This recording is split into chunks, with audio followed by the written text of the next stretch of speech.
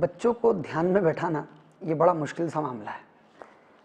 क्योंकि यूं तो वो खुद ध्यान में ही हैं, वो मज़े में ही हैं, आनंदित हैं, मगर उनको इस आयाम से परिचित कराना बहुत ज़रूरी है, क्योंकि और वो बहुत सहज भी है उनके लिए, बहुत जल्दी उनकी वो बात बन जाती है, क्योंकि आगे न पीछे जा कर के वो जब स्ट्रेस आता है, जब बहुत ज़्यादा अधिक तनाव आ जाता है, तो वो बच्चा जब बड़ा होता है तो वो किसी न किसी तरह अपने तनाव से निकलना चाहता है, वो कोई ना कोई तरीका ढूंढता है, और जब उसको ध्यान का कोई तरीका नहीं मिलता तो फिर वो शराब से तनाव से बाहर आने की कोशिश करता है, या किन्हीं तरह के ड्रग्स या किन्हीं तरह की ऐसी चीज़ें कि फिल्म ही खूब देख रहा है या खूब खा लेता है और खूब सो जाता है। कोई ना कोई तरीका आदमी अपने जीवन में ढूंढ ही लेता है जिससे कि वो ये थोड़ी देर के लिए दुनिया को वो भूले या तनाव से वो बाहर हो।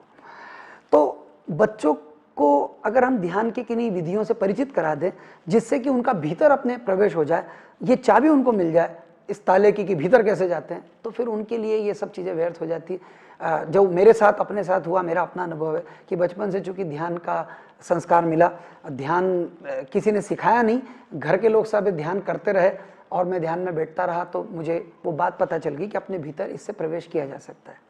तो एक बहुत ही सुंदर विधि है जो बच्चों के लिए बहुत उपयोगी हो सकती है। उस विधि को हम कहते हैं जिब्रिश। तो उसमें बच्चों को बहुत मज़ा भी बहुत आता है, और बच्चों को ध्यान सिखाने के लिए शुरुआत में ये विधि को उपयोग किया जाना चाहिए कि बच्चों को ये भी मज़ा आ जाए, पता लग जाए कि ध्यान सिर्फ शांत होने की विधि नहीं है, मज़े की भी विधि है।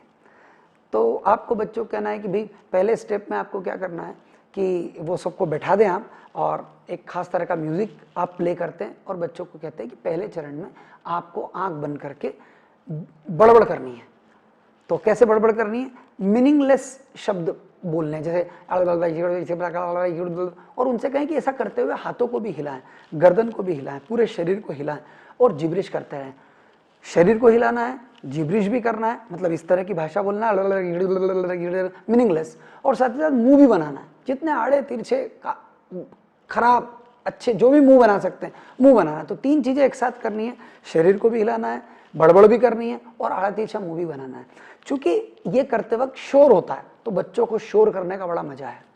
तो शोर होता है तो उनको बहुत मजा आती है और वो करते हैं। इस बीच में ये हो सकता है, कभी कभार होता है ऐसा, बहुत ही कम होता है पर होता है कि कोई बार बच्चे इतने मजे में आ जाते हैं कि वो आँख खोल लेते हैं और बाजू वाले को हाथ लगाने लगते हैं, तो वहाँ पर आपको खड़े रहना है। ऐसा कोई दो बच्चे अगर करते हैं तो उनको आपको समझाना है, उनको या तो इशारा करना है, आंख भी खोल लेते हैं बच्चे तो उनको इशारा करें आंख बंद करने के लिए, और वो किसी को छुएं तो वहाँ पर उनको कंट्रोल करें, उनको कहें कि ये पहले ही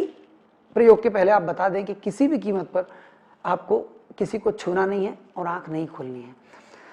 तो पहले 5 मिनट जोरदार जिब्रिश हो जाए, जिब्रिश माने फिर मैं कहूँ बड़बड़ करनी है, शरीर को हिलाना है, चेहरे बनाने हैं, और फिर अगले 5 मिनट के लिए बिल्कुल चुपचाप बैठना है, फ्रोजन,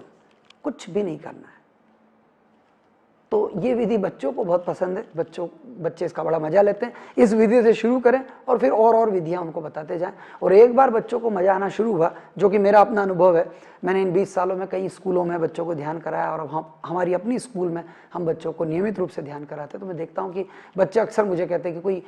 कोई नई विधि बताएंगे, कोई और नई विधि बताएंगे ध्यान की, क्योंकि उनको ये पता है कि उस विधि का जो पहला हिस्सा है उसको करने का मजा है, और दूसरे हिस्से में उन्हें मालूम है कि उनको अपने भीतर ही ढूंढना है। हर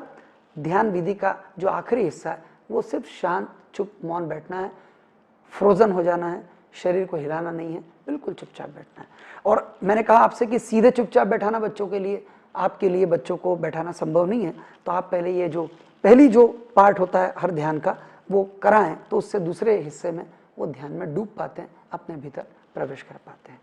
बहुत सुंदर ध्यान है, इसको प्रयोग करें।